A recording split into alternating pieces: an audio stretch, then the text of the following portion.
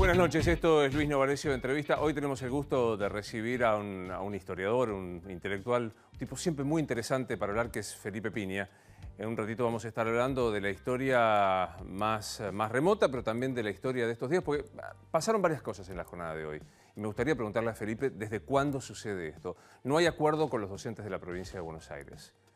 ¿Cuándo fue que los docentes perdieron ese lugar que deben tener, que es el del respeto social, el del reconocimiento económico, y pasamos a exigirles siempre que no pueden hacer otra cosa más que dar clases porque es un apostolado, una suerte de, no sé, de sacerdocio? Bueno, enseguida se lo quiero preguntar, pero lamentablemente la democracia argentina tiene una deuda con los docentes. Después vienen todas las otras discusiones subsiguientes, como perfeccionarse, el tema del ausentismo, pero digo, primero hay que ver qué lugar se les da social y económicamente a los docentes. Primero de los temas. Otro de los temas, y pensaba cuando venía a hacer el programa, y me gustaría contrastarlo mucho con Felipe, que ha estudiado a la historia de nuestros próceres y a la historia argentina, ¿qué pasa con el tema de Facebook? A mí me tiene especialmente atrapado este hecho que va a llevar a Facebook en Londres y en Nueva York, por lo menos, a explicar cómo con los datos tuyos y míos se puede construir la Big Data y no solo saber gustos personales, sino influir, como dijo Hillary Clinton en la última campaña presidencial, para que, según ella, el espionaje ruso haya volcado la elección en favor de Donald Trump. Digo, en la Argentina también hay una discusión que debe darse. Y hoy, si vos viste A24, habrás notado que el fenómeno de Zuckerberg no es una cuestión ajena, sino que aquí en la Argentina el uso de la Big Data también debería ser cuanto menos analizado. Sentada a esta misma mesa en la que va a estar Piña enseguida, Graciela Camaño dijo hace 4 meses: el gobierno argentino es un gran hermano que maneja una cantidad de datos, acordate, la base del ANSES que le fue cedida al Poder Ejecutivo, el tema de Facebook y las redes sociales a las que el gobierno argentino es tan afecto, sobre la que se pone tantísimo apoyo económico sobre Google, sobre Facebook, y construye de alguna manera la posibilidad de saber que cuando se va a tocar el timbre, por ejemplo, no sea una cosa aleatoria, sino absolutamente dirigida por un sistema informático que antes se pensaba, pienso en House of Cards, en grandes estructuras y hoy con estructuras mucho más a la mano. Me sorprendió en esta misma semana el informe de Amnistía Argentina, Amnistía Internacional Argentina, una de las organizaciones en defensa de los derechos humanos más respetadas de todo el planeta, que contó cómo existen ciberpatrullas, patotas cibernéticas, como quieras llamarlas, que se dedican a minar la opinión de algunos comunicadores. Aquí estuvieron 2 de ellos, por ejemplo, Ernesto Tenenbaum y María O'Donnell, cuando disienten con el discurso dominante. También debo decir que me sorprendió mucho haber leído algunos intelectuales cercanos al gobierno. Creo no equivocarme si digo que Juan José Campanella, el director de cine, es uno de los intelectuales más relevantes que tiene el establishment macrista, apoyado abiertamente. Y me sorprendió ver un tuit de Juan José Campanella acusando a Amnistía, yo espero que sea un error de corrector, un error de tipeo, diciendo amnesia argentina, por Amnistía Argentina, se acordó ahora recién de las ciberpatotas y no en la década pasada. Es impactante que a veces quienes dicen que quieren salirse de la grieta la fomentan. En lo personal, uno tiene la tranquilidad de que en este programa, en los que hemos trabajado, criticábamos abiertamente cuando Casa Rosada, en manos de Anita Montanaro, una militante de la Cámpora, utilizaba un símbolo de la Argentina para hacer hostigamientos. Ahora, también ahora, si esto sucediera, si el informe de Amnesty Argentina es equivocado, hay que contrarrestarlo con argumentos, no con el desprecio de decir ahora se acordaron y no durante la década kirchnerista. Y un dato más que no quería dejar de mencionar y que ayer hacíamos alusión. Un juez de este país tiene que decidir si el caso de Alfredo Astiz merece la prisión domiciliaria o no. Así funciona el sistema. El servicio penitenciario recomienda que aquellas personas que llegan a una determinada edad o tienen un estado de salud determinado deben salir de la prisión común y corriente, tener prisión domiciliaria con pulsera electrónica y de esta manera conseguir no que se cumpla la pena, sino quitar o hacer lugar en las cárceles porque no las hay. Es así de siniestro. Y el Servicio Penitenciario Federal ha elevado una recomendación de más de 1000 personas en las que equiparó a todos, desde Astiz El Ángel Rubio, aquel que marcó a Azucena Villaflor y provocó su desaparición, estoy hablando de la fundadora de Madres, a una persona que ha cometido un delito común. Y yo no digo que hay delincuentes buenos y delincuentes malos, pero sí el Código Penal tipifica en delitos que son imprescriptibles de lesa humanidad y delitos que sí tienen prescripción, por lo que ha implicado en la historia. Y vuelvo a pensar en Felipe, que ya va a estar charlando con nosotros, para saber qué significa esto, que un juez pueda decidir que Alfredo Astiz, que tiene 67 años, que parece que cursa una enfermedad de cáncer de próstata en estado controlado, pueda haberse beneficiado por esto. Primero, decir que el servicio penitenciario se ha defendido diciendo que lo único que eso es cumplir un trámite administrativo. La verdad que pensar que un delincuente de lesa humanidad, de la calaña de Alfredo Astiz, merece un trámite administrativo como cualquier otro, a mí me genera dos cosas. O de una desidia cuasi cómplice, o de una intención de hacer pasar entre tantas cosas el si pasa, pasa, que tantas veces hemos hecho, nada menos que a un delincuente de lesa humanidad. La asepsia, decir que aplicar un trámite burocrático es simplemente hacer esto, esa asepsia administrativa a mí me suena a complicidad. Ojalá que el juez que tiene que decidir lo tome en cuenta. No quiero dejar de mencionar, esta mañana nos tocó, y perdón la autorreferencia, entrevistar a Graciela Fernández Mejide, que contradijo todo lo que estoy diciendo. Y dijo que incluso a los enemigos más acérrimos, es más, la pusimos en esta situación hipotética.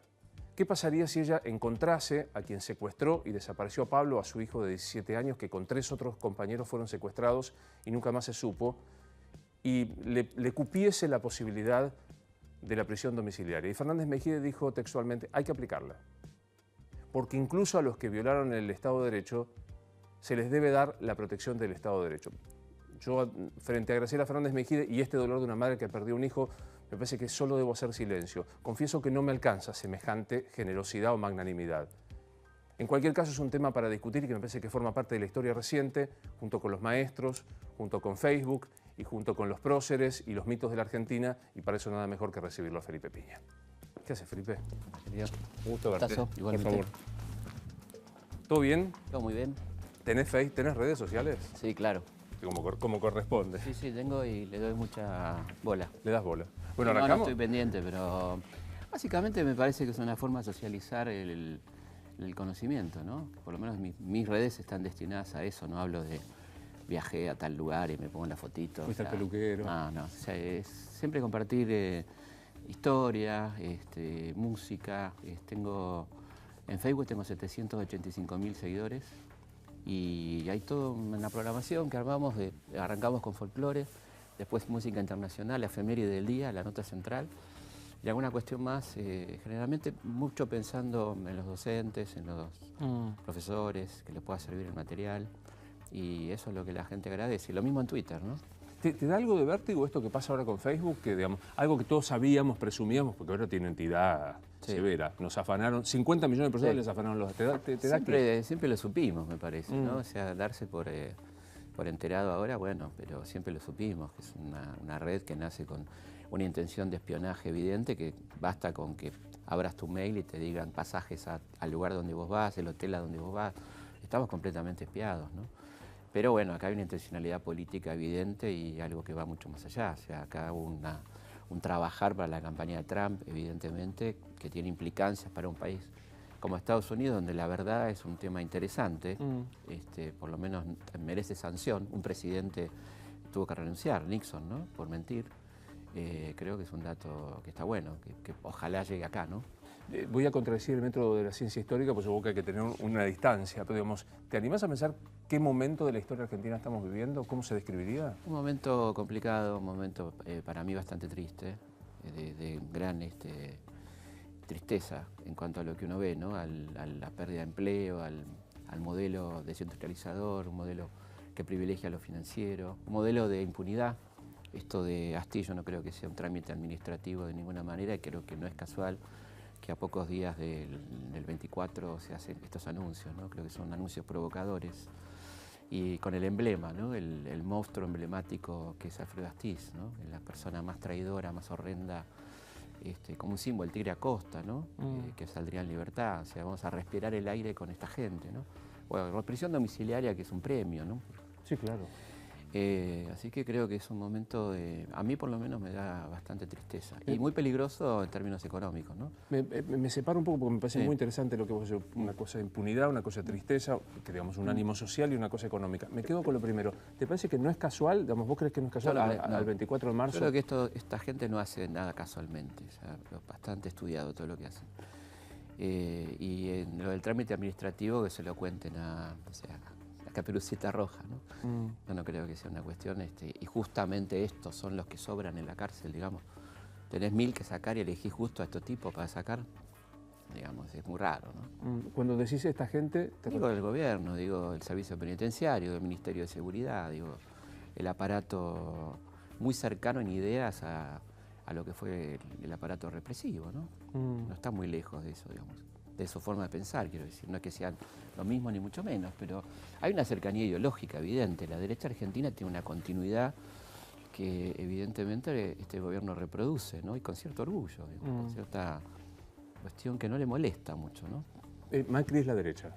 Macri es la derecha, por supuesto. No creo en esta nueva derecha. La derecha no es nueva, no se renueva la derecha. Se renueva marketineramente, digamos, en sus formas de contar, en su forma de expresarse, pero sus profundos elementos centrales, que son un modelo económico restrictivo y de negocios, y el desprecio por el trabajador, es una costumbre de la derecha argentina desde los albores. La generación del 80 en adelante, digamos, privilegió los negocios del Estado y un modelo restrictivo en lo político y en lo económico, ¿no? El fraude electoral que restringía la participación política y el modelo agroexportador que restringía la participación en la distribución de ingresos de la sociedad. En un momento fue tanto el ingreso que aún así se hizo reparto, ¿no? Con algunos elementos muy interesantes. Esa generación del 80 que no es toda negativa, tuvo la ley 1420, la ampliación del modelo educativo, cierta preocupación por la infraestructura, ¿no? Pero el modelo es un modelo de una derecha que no es liberal, porque el liberal es el tipo que intenta la competencia, la no intervención del Estado. La derecha argentina siempre se preocupó por manejar el Estado y por hacer negocios desde el Estado, ¿no? Desde Juárez Selman y muchos más. Pero no es... El caso más patético es el caso Martínez de Oz, ¿no? Que antes de asumir y durante la asunción de su ministerio estatizó la Ítalo, sí, claro, por 400 millones de dólares, ¿no? Una cifra o sea, impensada, ¿no? Y entonces, bueno, ahí tenés un ejemplo del liberal estatista, ¿no? Digamos, vos decís, Juárez Selman, Martínez de Oz, ¿encontrás reproducciones de este sistema, de esto que vos definís que es la derecha a lo largo de la historia? Digo, Macri se parece a Martínez de Oz se parece a Juárez Selman. Sí, distintos, ¿no? Son distintos momentos, pero hay una continuidad histórica, evidentemente, en ese modelo económico donde vos ves que aparecen las mismas cosas, apertura de importaciones, ahogamiento de la industria, tipo de cambio estable con alta tasa de renta financiera, lo cual provoca un nivel de interés en dólares que luego se torna imposible de pagar y luego viene la crisis, ¿no? Todo más o menos lo mismo de siempre, ¿no? La teoría del derrame vuelve El derrame es un verso que no se lo creen ni ellos, ¿no? El derrame es, aparte, ¿qué sería el derrame? Lo que sobra. ¿Y por qué la gente tiene que tomar lo que sobra? Si la gente es la que produce los bienes, ¿por qué tiene que recibir lo que sobra? ¿No? Esta idea de que si a mí me va bien, a vos por ahí, porque tampoco te dicen seguro. Quizás si nos va bien, a ustedes les puede ir bien. Pero estamos hablando de agarrar lo que queda en el piso, ¿no? Yo lleno la copa, me tomo el champán y si me cae una gotita es para vos. Es muy perverso, ¿no? ¿Se parece esto a los 90? Se parece. Los 90 tenían otra característica y otro contexto mundial. Este contexto mundial es altamente complejo. Yo creo que nuevamente en esta mala lectura de la historia que se hace en Argentina, se cree que somos un país, una isla, y que lo ajeno no nos va a afectar, ¿no? No miramos lo que pasó hoy con el aumento de interés de la Reserva Federal, que esos 25 décimas de punto son para nosotros millones, o qué puede pasar el contexto mundial con este tambaleo del dólar a nivel financiero, una devaluación posible del dólar, o sea, el tema Unión Europea, Estados Unidos, bueno, son temas que parece que fuera ajenos, ¿no? Como que la economía argentina se manejara autónomamente, es una economía cada vez más dependiente, más interdependiente, con este modelo de endeudamiento y no se sabe muy bien para qué. Yo estoy haciendo un esfuerzo porque creo que el periodismo somos responsables de esta cosa de, pero antes, pero ahora. Sí. Pero, viste que sí, es una cosa que a mí me tiene bastante cansado, que si vos criticás lo presente, avalás lo pasado, ¿no? Entonces uno tiene que andar como disculpándose, y la verdad que yo fui muy crítico del anterior. Y tenés que hacer como y tengo que hacer esta un cosa ejercicio de claro, pero examen, te pasa, ¿no? con cosas como Rosa, ¿no? Hablas de Rosa y decís, bueno, ojo que yo critico la mazorca, pero estás hablando todo el tiempo, tenés que estar diciendo, pero ojo que yo, como si uno tuviera que hacer un equilibrio bastante cansador, ciertamente, ¿no? Y te pasa a vos y me pasa a mí, entonces sí, pues vos criticás, pero qué sé yo, pero el otro estaba bien. No es así, digamos, ¿no? Cuando uno critica una cosa no necesariamente avala otra, digamos, pero estamos hablando de este momento que me parece un momento preocupante. Que es un poco lo que yo decía, y no lo quiero personalizar, porque si no va a decir, pero el caso Campanella, ¿no? O sea, decís, ahora Amnistía se acuerda de supuestas intromisiones o hostigamiento, pero el problema es que hay hostigamiento, digamos, las malas cosas no se compensan entre sí. No, pero además Amnistía siempre tuvo informes anuales muy críticos de cuestiones vinculadas a la libertad de expresión, distribución de pauta durante el gobierno anterior. Habría que aconsejarle a Campanella que lea los informes anuales de Amnesty International, ¿no? Que son probablemente una de las entidades más serias de derechos humanos en el mundo. Sin duda. La verdad que enojarse con Amnesty no tiene mucho sentido, por lo menos si uno no tiene fundamentos para... No leí muy bien lo que dijo Campanella, pero si dijo eso, me parece que está bueno que se fije los informes de Amnesty, que es una institución claramente que no está, no es K ni anti-K, ni es M ni anti-M, es mundial, qué sé yo. Esta cosa tan ridícula, ¿no? Muy argentina de mirarnos el ombligo, que el mundo es K o no K o M no M, digamos. Sócrates o Platón no entran en ninguna de las dos categorías. Dejémonos de joder un poco también, ¿no? Dame un rato y te los ubico. Claro, ¿viste? Porque no se puede hablar de nada. Entonces, si hablas de, qué sé yo, de Washington, que no sé. Ya como todo tiene una mirada tan chiquitita, que son dos encuadramientos bastante pequeños en un punto, ¿no? Lo K o lo M, como para meter toda la mentalidad humana dicotómica en esas dos posiciones, en dos letras, digamos, que son simbólicas. Me parece que es muy poco. Ahora, lo que sí es seguro que es cómodo porque te reduce la argumentación. Claro, sí. O sea, sos mi amigo, sos mi enemigo, y podemos girar la mesa, ¿no? Y transforma en una estupidez la vida, ¿no? Porque esta cosa que yo no puedo hablar con vos porque no pensás exactamente como yo, y en esta cosa de descalificación, digamos, es muy distinto que yo te diga, no estoy de acuerdo con vos, a que te diga, estás totalmente equivocado. ¿Yo quién soy para decir, estás totalmente equivocado, como te dicen, y te descalifican y todo eso, ¿no? Que es un poco de una raíz autoritaria muy fuerte que está presente en nuestra sociedad. Tenemos una educación altamente autoritaria, descalificatoria, permanentemente, que tiene que ver, yo creo, con una cuestión muy fuerte nuestra, que es la envidia y el ego exacerbado, particularmente en las zonas urbanas, ¿no? Estoy hablando del argentino, que no existe para mí el argentino, ¿no? No hay. No existe el argentino, ¿qué es el argentino? ¿Qué sé yo? El argentino es el entrerriano, el jujeño, el cordobés, el mendocino, son todos y ninguno, porque el estereotipo es el porteño, pero ese no es el argentino, es un tipo de argentino. El argentino soberbio, tanguero y melancólico, no, ese es el porteño, no es el jujeño, qué sé yo. Entonces, había hasta hace poco un manual de primaria que decía, la Argentina tiene clima templado. ¿A dónde? ¿Dónde está el clima templado? Claro. Ni siquiera en la pampa húmeda, suponete que hubieran sido muy unitarios, pero ni siquiera la pampa húmeda, ¿no? Pero te decís algo que es muy interesante y que me gustaría profundizar. Hay un ego y una envidia instalada. Instalada que viene mucho de este proceso, no tiene la culpa los inmigrantes, sino este proceso migratorio donde te tenía que ir bien. Esto está muy estudiado en las cartas de los inmigrantes. En muchos casos mentían, le estaba yendo muy mal, y mentían que ya habían comprado su casa, que le estaba yendo bien, lo cual instaló, ya pasado el tema de la inmigración, la preocupación por la mirada ajena. Estamos demasiado atentos al qué dirán. Y esta pregunta tan pelotuda que te hacen cuando venís de Europa o de cualquier lado, ¿qué dicen de nosotros? No dicen nada, y mejor que no digan nada, qué sé yo, ¿qué te importa lo que dicen? ¿Qué te cambia? Entonces yo creo que lo importante es que decimos nosotros de nosotros. ¿Cómo te va? ¿Por qué te dice tu vecino? ¿Qué te dice el tipo que vive acá y sabe cómo es la cosa? Lo que digan en Finlandia o en París de nosotros, la verdad que no es muy importante. Pero es una tradición de la mirada ajena y de hecho el tango triunfa en París y después acá, ¿no? Es decir, la referencia a mirá qué grande, ¿no? Lo que dicen. Y es un poco eso. Y la envidia es un componente nacional muy fuerte. Ahora, vos decís algo, esto es bien argentino, digamos, es una idiotez, un caso que no tiene ningún valor, pero... Es mundial también, ¿no? Nos ocupamos de Argentina porque vivimos acá. Obvio. Es muy mundial, sí. Pero hay a esto una mirada muy atenta, digo, uno viaja al Brasil y pareciera más desprejuiciado, hasta en lo físico. Sí, es una sociedad mucho más descontracturada. Es una sociedad que aún en la pobreza disfruta, goza.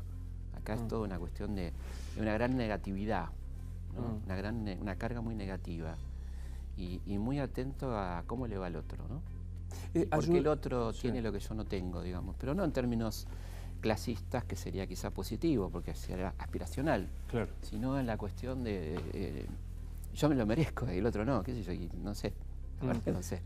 Ayúdame, yo sé que, insisto, la historia necesita un poco de tiempo, yo te estoy pidiendo que hagas historia de hace 15 minutos, pero digo, tomemos de la democracia esta parte, 83 Alfonsín, los 90 Menem, si querés pongamos un de la Rúa ahí con el Salto, etcétera, etcétera. Los Kirchner, ¿qué tono en la historia te parece que puede llegar a quedar?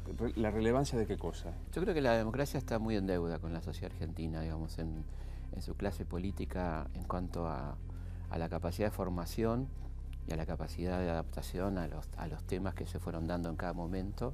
Es una clase política que tuvo mucho tiempo y plata para formarse, porque son prácticamente los mismos dirigentes o más o menos, y no lo han hecho, ¿no? Yo creo que hay un déficit importante en la clase dirigente en su formación.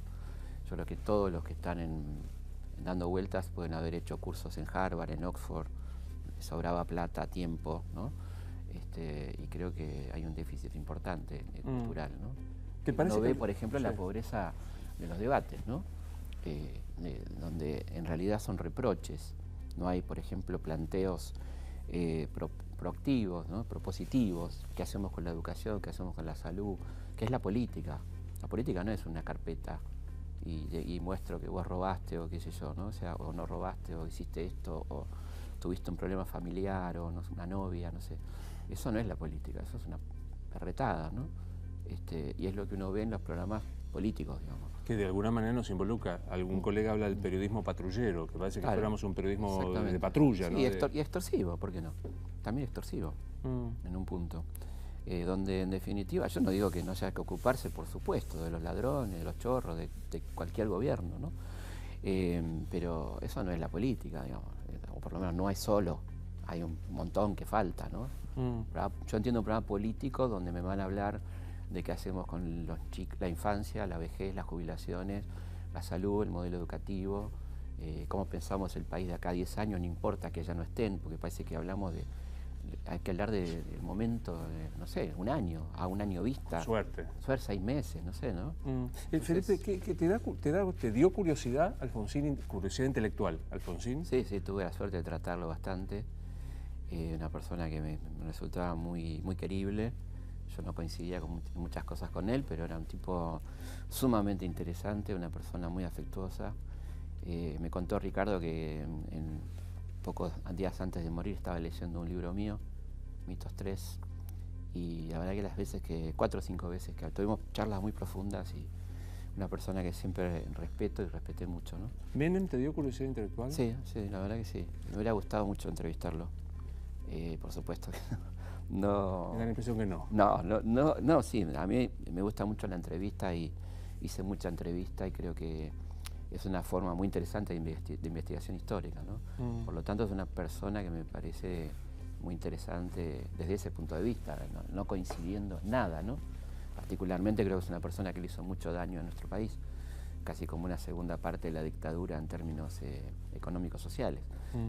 Lo que no quita que no me hubiera gustado o no me gustaría todavía hablar con él, digamos, ¿no? ¿Y Néstor y Cristina? Sí, por supuesto, también. Son dos personas altamente interesantes. Cristina es una persona interesante en términos culturales. Acá sí la diferenciaría un poco del resto de la clase política, pero es una persona más ilustrada, ¿no? Y sí, por supuesto, cómo no. ¿Macri te da curiosidad intelectual? Sí, claro, también. No intelectual, no lo veo como una persona con mucha... de la que pudiera resultar una charla interesante en términos intelectuales, pero sí me interesa esta cuestión de tanta afán de poder y tanta ambición, ¿no? Esta cuestión de vincular negocios con política tan claramente. Desde ese punto de vista, desde el punto de vista intelectual, la verdad que mucho no creo que me interese. O sea, ¿eso te parece que es un signo como distintivo del Sí, presidente? creo que sí, creo que sí. Creo que es una persona muy coacheada, ¿no? Muy preparada desde el punto de vista del marketing político, que un poco emparentado con el marketing económico o financiero o empresarial. Y intelectualmente no creo que sea muy interesante, pero por supuesto sí. Ahí sentada Beatriz Sarlo dijo, a Macri no le interesa la política, no cree en la política. Yo creo que es posible, es posible. Sí, porque forma parte de toda una camada de jóvenes empresarios, etcétera, donde la política termina siendo un elemento de negociación, no un elemento de formación o de capacitación o de mejorarle la vida a la gente, digamos, ¿no? Que es un poco la política, sino es cómo respondo a intereses extranacionales o cómo quedo bien con el fondo y a la vez hago negocios, ¿no? Es un poco, me parece, el espíritu de este gobierno, ¿no? En escasos 2 años para atrás, ¿te animás a leer si Macri ganó por Macri o ganó gracias a la gestión de Cristina? No, por supuesto, ganó por la gestión, por los errores del kirchnerismo, no tengo ninguna duda. Macri no ganó por él. Casi te diría que no ganó, que perdió Cristina, ¿no? No creo que haya ganado, me parece que perdió Cristina y en parte entendible a partir de los gravísimos errores cometidos en términos económicos, comunicacionales, de no entender ciertas características de la clase media argentina, ¿no? Donde lo simbólico es más importante que lo de fondo. Si gente que jamás podía comprar dólares, pero que le molestaba que no se pudiera comprar dólares, por ejemplo, ¿no? El tema del impuesto a las ganancias, que se manejó tan mal. Y hoy en día la gente añora pagar ganancias, por ejemplo, ¿no? Pero se manejó tan mal, o el tema de la 125, ¿no? Fue un error tremendo y un error estructural del kirchnerismo para mí, que creo que le costó el futuro, la ruptura con el tronco central del peronismo, que es el movimiento sindical, ¿no? Ese creo que fue el error madre. Particularmente cuando se disponían a armar un dispositivo de enfrentamiento con un poder tan fuerte como el campo y la prensa, ¿no? y la prensa hegemónica.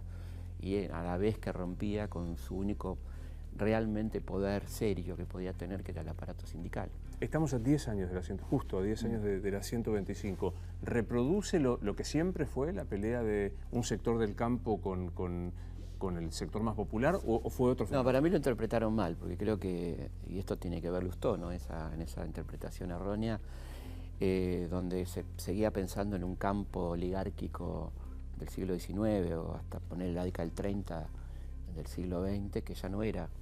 El campo era un colectivo muy complejo, como si vos dijeras la ciudad. El campo no es un campo, el campo es la oligarquía terrateniente que ya mutó en oligarquía financiera, burguesía financiera, terrateniente, financiera, industrial, los pools de siembra, que es otro fenómeno, los pequeños y medianos productores, que aunque no estaban afectados se sintieron solidarios porque se habló del campo en general. Es decir, un error muy grave de comunicación y de implementación. Un error tan grande que unió al productor de mi zona de 20 hectáreas, que había heredado en 3 hermanos, con un pool de siembra o un terrateniente, ¿no? Exactamente, creo que fue un error gravísimo, quizá con buenas intenciones, probablemente, ¿no? De redistribuir riqueza del campo al polo industrial urbano, pero muy mal planteado, sin duda. ¿Escuchás o lees a Durán Barba? ¿Lees o escuchás a Durán Barba? ¿Y? Lo leo en Perfil. Me parece un tipo interesante, tipo que lleva el marketing empresarial a la política, ¿no? Y sobre todo con un fuerte conocimiento de lo comunicacional. En algún caso se va de mambo, me parece, ¿no? Creo que se va un poquito. Pero en general le ha ido bastante bien. Pero bueno, no alcanza, me parece a mí, ¿no? Cuando vos basás la política en el focus group, que funciona un montón, el riesgo, me parece, es vaciar de ideales. O sea, yo no puedo dejar de recomendar todo el tiempo tu libro de Mariano Moreno, por debilidad personal y porque pues, es un libro fuera de serie el que has escrito. Digo, más allá de la mirada romántica sobre Moreno tenía ideas. Por supuesto. Me lo imagino. Y está buenísimo que tengas ideas, ¿no? Porque parece ser que la prensa política es una mala palabra, ¿no? La Gaceta era prensa política, entonces, ¿qué tiene de malo la prensa política cuando uno sabe lo que está leyendo, ¿no? Nadie te engaña si está leyendo una prensa partidaria, una prensa política. El problema es cuando uno se proclama independiente, ahí hay un problema. Si vos decís, yo pienso así y escribo esto, perfecto. Y yo creo que Moreno no engañaba a nadie, era el órgano de la revolución, la Gaceta, ¿no? La Gaceta de Buenos Aires. Claro. Y sí, me parece que es un horror que la política se mida en focus group. O ves encuestas de 1000 casos que te dicen la Argentina piensa, ¿y de dónde? ¿Dónde le hiciste la encuesta? ¿Qué sé yo? ¿Cuánta gente tiene teléfono? No sé, no sé yo. Y ya ahí empezamos a sacar conclusiones. Que eso es un clásico.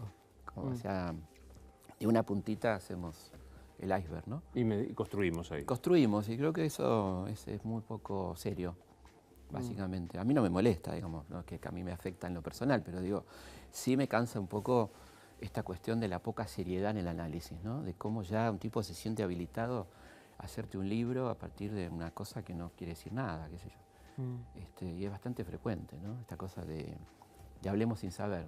Yo hablaba con un amigo que bueno estaría hacer un programa de tele, hablemos sin saber. Bueno, Capusotto hizo Sí. un ícono de Sí, esta claro.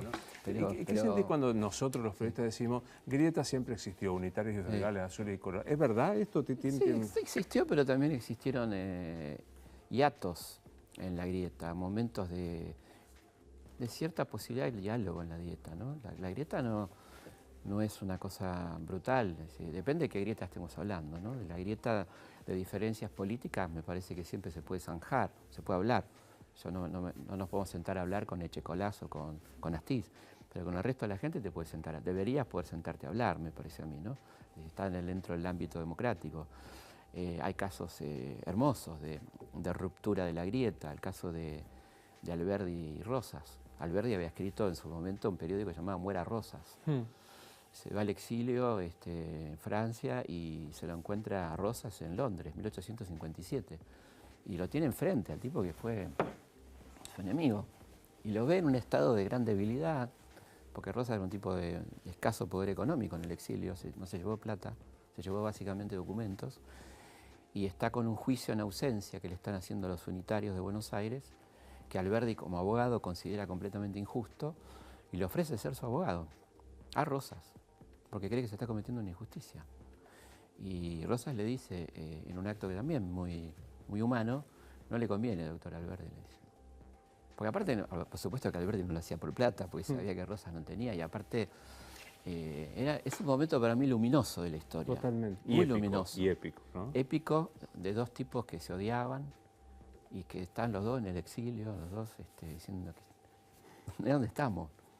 Y se miran a la cara y bueno, dicen, mucho gusto, doctor Alberdi, mucho gusto, señor Rosas. Hablemos. Felipe, ¿el peronismo fue, como quieren algunos? No, el peronismo nunca fue, me parece. Primero porque tiene un espíritu de supervivencia muy alto, ¿no? Tiene un gran problema en este momento porque cae en una trampa de formación que es un movimiento de liderazgos. Y su debilidad en este momento consiste en la ausencia de liderazgo. Si no, no tengas duda que este gobierno la estaría pasando muy mal, si hubiera un líder realmente. ¿Hay mucho gorilismo? Digamos, mucho gorilismo. ¿Qué lo contaste? Gorilismo va más allá del peronismo, ¿no? El gorilismo es previo al peronismo. El gorilismo uno lo podría instituir en aquella gente que se siente clase alta y es clase media y que desprecia al negro, al trabajador, al laburante, al que tiene miedo de acercarse, ¿no? Me acuerdo de un hermoso bueno, una descripción de esas de Quino extraordinarias que está en la Villa Miseria y hay una barranca y decía esta manía que tiene la clase media de venirse abajo, ¿no? Como que los de abajo están... Y ese es un temor. Entonces esa clase media o parte de esa clase media tiende a asociarse al discurso de arriba más que comprender al de abajo, ¿no? Y a la vez el de abajo se termina asociando al discurso de la clase media también. Es un país muy de clase media. Es un país de clase media. Hoy el peronismo, digamos, el peronismo que me imagino que va a ser muy difícil de teorizar, pero digo, el peronismo que nace de la movilidad social ascendente, sí. ¿Está representado por? No lo sé. La verdad que es un zafarrancho. Creo que está bastante complejo, ¿no? Lo va a hacer porque tiene, insisto, un espíritu de supervivencia y está claro que la única alternancia al macrismo va a ser el peronismo. No hay nada superador o distinto, que sería muy interesante que aparezca, pero no lo hay por el momento. Tiene una responsabilidad histórica, ¿no? Pero no se ve muy claramente por dónde está esa representación. Creo que está en parte en algunos gremios, parte un poco disperso, me parece. ¿Y los gorilas hoy están representados por? Bueno, muy bien representados por este gobierno, o sea, creo que están muy cómodamente representados, ¿no? Me hace decir algo muy claro, yo creo que sí. Creo que hay el gorilismo, y hay un gorilismo que se siente orgulloso del gorilismo, ¿no? Que es un sentimiento casi arcaico, si te pones a pensar, ¿no? Esa mentalidad clasista, esa mentalidad de odio al que labura, o sea, ¿qué es eso en definitiva? Porque va más allá del peronismo, ¿no? No le molestaba el peronismo, le molestaba que el peronismo lo trató muy bien en algún punto económicamente, ¿no? Le fue muy bien a los gorilas económicamente durante el peronismo. Tuvieron que bancarse a los negros, como dicen ellos, a la negrada en Mar del Plata, en las plazas, accediendo a los colegios, a las universidades. Eso es lo que le molestaba, básicamente. Yo te preguntaba, el peronismo fue, y la pregunta me parece que es más interesante, ¿el radicalismo fue? El radicalismo fue, sí, el radicalismo por supuesto fue. Tiene partida de función absolutamente. Sí, firmada por ellos, ¿no? O sea, ¿te parece que fue Gualeguaychú cuando deciden? Sí, yo creo que cuando ellos se incorporan a este movimiento tan extraño, hipotecan el partido, ¿no? Porque efectivamente es un partido que le sirvió al PRO para llegar al poder. Sin el radicalismo hubiera sido imposible el triunfo, porque era un partido nuevo que no tenía aparato, no tenía ni fiscales, ni locales, ni intendentes, y en ese sentido el radicalismo fue totalmente funcional, y creo que el radicalismo corre serio peligro de desaparecer, ¿no? De diluirse y dejar sus banderas históricas, que son muy claras y muy evidentes. Una, tenemos este año 100 años de aquel logro extraordinario de la reforma universitaria que Irigoyen convierte en ley universitaria en 1921. Se cumplen 100 años de esta reforma que tiene una trascendencia mundial. O sea, la reforma de Córdoba tuvo repercusión en Europa, en toda América Latina. Es la idea de una universidad autónoma con libertad de cátedra, con cogobierno de estudiantes graduados y docentes, que luego tendrá la gratuidad con el peronismo. Es una bandera histórica del radicalismo a la que me imagino que no van a renunciar. El petróleo nacional es una bandera histórica de Irigoyen y de Alvear. Esto es interesante, porque fíjate que Irigoyen funda YPF con Mosconi cuando se va, en el 22, y Alvear, del sector más galerita o azul del radicalismo, la sostiene y YPF logra su máximo esplendor durante la presidencia de Alvear, ¿no? 1922-1928. Luego vendrá Irigoyen a plantear la nacionalización del petróleo, que es uno de los motivos del golpe de Estado del 30, ¿no? La gratuidad de la enseñanza, la escuela y el hospital público son valores del radicalismo de toda la vida, la justicia independiente, son valores que el radicalismo expuso en sus plataformas electorales, que el doctor Alfonsín expresó muy bien, ¿no? Por lo menos discursivamente, todo lo que lo dejaron en la práctica. Creo que está muy lejos de lo que está pasando hoy. Entonces, Felipe, hoy se está empezando aparentemente a debatir el tema de la despenalización del aborto. Desde, no sé, el primer gobierno patrio de 1810 hasta ahora, ¿nunca se debatió? No se debatió, y recordemos que el divorcio, debatirlo, se tardaron exactamente 100 años, casi 107 años. Alfonsín, ¿no? El primer proyecto que se intentó presentar en la década del 80 del siglo XIX hasta que se logró con Alfonsín en 1987. Con ese ratito me acuerdo que yo por Sí. formación de la Facultad de Derecho, ¿te acuerdas que Perón hace ese ratito un año Claro, y chirolas de exactamente, divorcio? 55. Claro.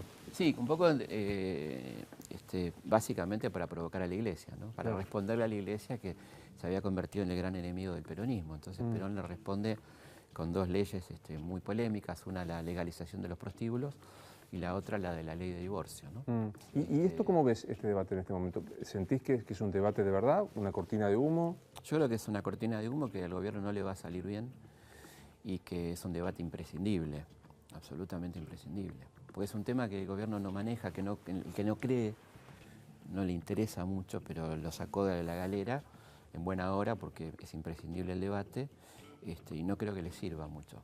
Yo creo que a veces la gente se olvida de las cortinas de humo, lo poco que duraron en la historia argentina, ¿no? El Mundial mismo, Malvinas, ¿no? Sí, no duran mucho las cortinas de humo, sobre todo cuando hay un trasfondo donde la gente no llega a fin de mes. Entonces a vos te pueden poner el aborto, te pueden poner el debate sobre qué color tiene que tener el zoológico, pero si vos no podés pagar la comida, no, nada lo tapa. Sí, aparte es como una subestimación del instinto de supervivencia. Muy fuerte el instinto de supervivencia, y a un pueblo muy educado en lo que es la precrisis y la crisis, ¿no? Que tiene un instinto bastante claro. Dijiste no le va a salir bien, en el sentido que vos crees que tiene chance de que se apruebe. No, yo creo que por supuesto que tiene chance y además queda instalado como va a quedar instalado como una deuda. La deuda que se le va a acreditar, a debitar el propio gobierno. Si no se aprueba es porque el gobierno no quiere que se apruebe, digamos, ¿no? Entonces se va a hacer medio contradictorio eso, ¿no? Claro. Es muy interesante porque se lanza un debate diciendo, miren qué amplios que soy, pero me ocupo de decir, estamos todos en contra. Claro. Pues salvo algún archipiélago... Bueno, lo cual, como bien decís, suena más a cortina de humo. Pues si yo soy el que abro el debate y al mismo tiempo me opongo, es raro, qué sé yo, no sé. Me quedó claro quién es la derecha. ¿Quién es la izquierda hoy en la Argentina? Y la izquierda es un conglomerado bastante multiforme que tiene muchos problemas para ponerse de acuerdo, donde se prioriza muchas veces el principismo, y cosas que ya están bastante atrasadas, ¿no? Del cuarto congreso, del tercer congreso, de Trotsky o Lenin, que en este contexto distraen bastante y complican mucho, ¿no? Me parece a mí. Tiene como parámetros un poco atrasados. Estaba muy dispersa, me parece, ¿no? En las últimas elecciones fueron varios partidos que sacaron pocos votos. Después, por otro lado, tiene algunos dirigentes altamente interesantes. A mí Miriam Bregman me parece una persona admirable, ¿no? Y muy interesante. Y no entiendo por qué, por ejemplo, fue candidata a concejal y no a diputada, por ejemplo, con la calidad que tiene Miriam, ¿no? Por ejemplo. Y ahí en ese marco la derecha es el gobierno, la izquierda es Bregman. Sí, la izquierda es un poco más. Caño, que yo Parece que un poco más la izquierda. ¿Y el kirchnerismo dónde queda? Y yo creo que es una parte de esa izquierda que no termina de cuajar, porque tiene a la vez que negociar con un sector históricamente de centro-derecha del peronismo, ¿no? O sea, no puede lanzarse como partido propio porque no le da ni los votos y tiene una gran dificultad de lanzarse como un partido propio, por ejemplo, ¿no? Te lo preguntaba porque estás arrancando un ciclo que tiene que ver con los 200 años del nacimiento de Karl Marx, ¿no? Sí. Que me gustaría que contaras un poco cómo... Sí, bueno, somos muchos. Es una iniciativa del Instituto Goethe que se hace en el Cervantes, donde estamos convocados como, no sé, como 200 intelectuales de todos los pensamientos y es un homenaje a la figura de Marx, digamos, cada uno elegía qué leer o qué tratar y yo elegí las referencias de Marx a la Argentina, que son algunas cosas muy simpáticas que hace Marx en torno al Río de la Plata, al modelo de producción, a cierta condena que tiene este país por su riqueza, que dice Marx, que un poco sigue a Smith. Recordemos que Marx es un alumno de Smith en algún sentido, ¿no? Del padre del liberalismo, y Smith decía que uno de los grandes problemas del Río de la Plata era su abundancia, ¿no? Que si no la manejaban de una manera interesante iba a ser un gran problema para el futuro del país. Premonitorio. La riqueza fácil. Sí. Así que eso va a ser en el Cervantes, creo que dos jornadas. A mí me toca hablar el sábado 7, voy a hablar de eso, de Marx y la Argentina.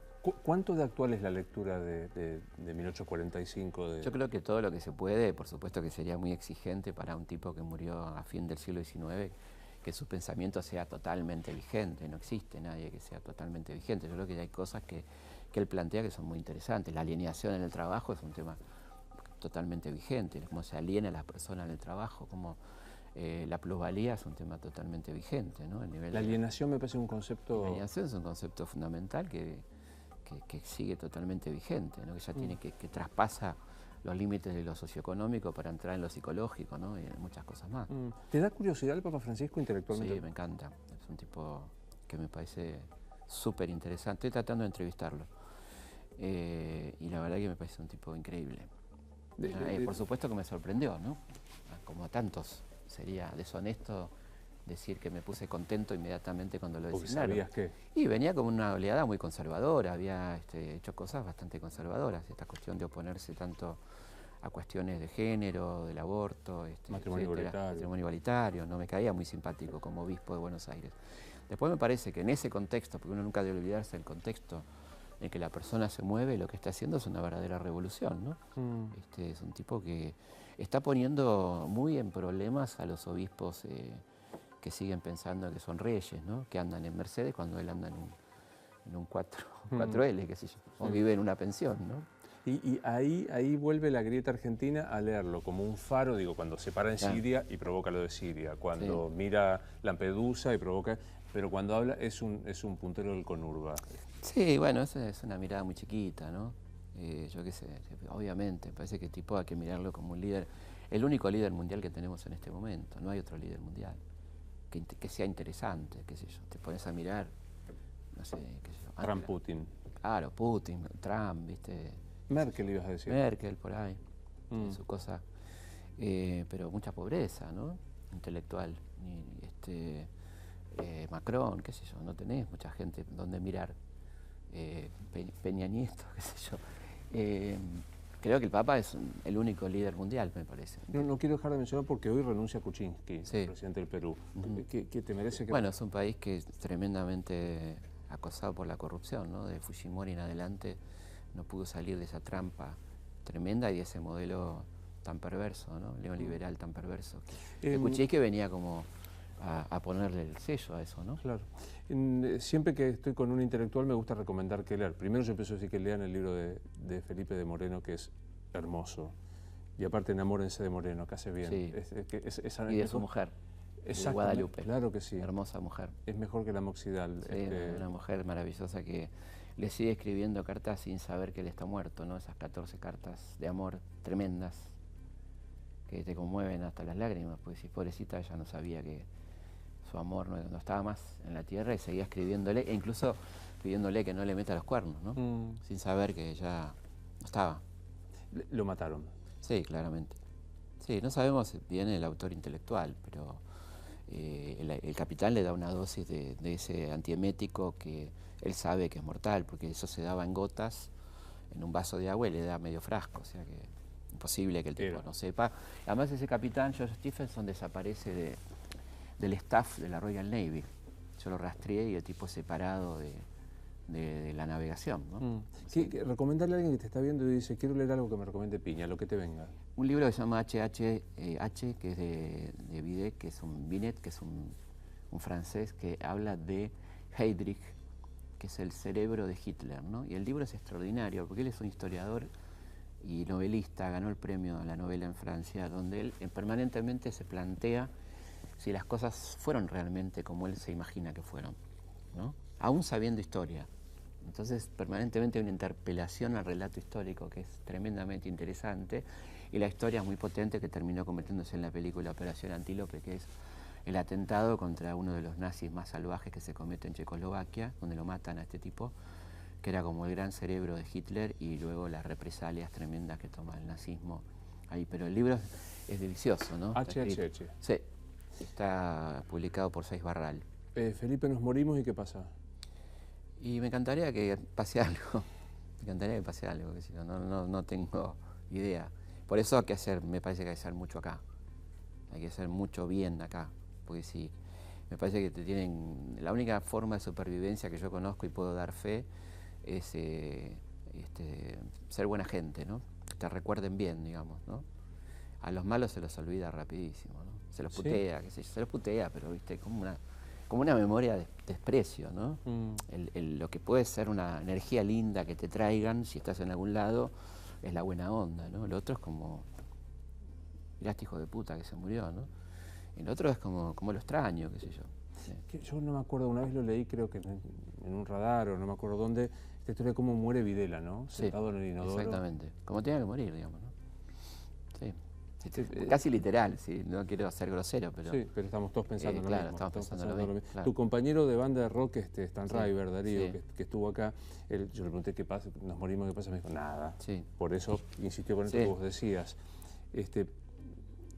Si hubiese paraíso, purgatorio o infierno, ¿a dónde vas? No lo sé, no va a depender de mí. Alguien va a decidir. Si existe, alguien va a decidir. Tendría que ver quién está arriba y quién está abajo, no sé, porque depende, ¿viste? ¿Con quién te encontrás? Claro, no vayas a hacer cosas. Claro, depende de quién decidió, quién va arriba y quién va abajo. Totalmente. Y así me lo encuentro a Videla arriba.